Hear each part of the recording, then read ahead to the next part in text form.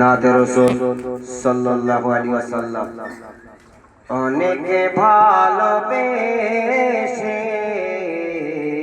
পেয়েছি তোমার, অনেকে ভালোবেসে পেয়েছি তোমার।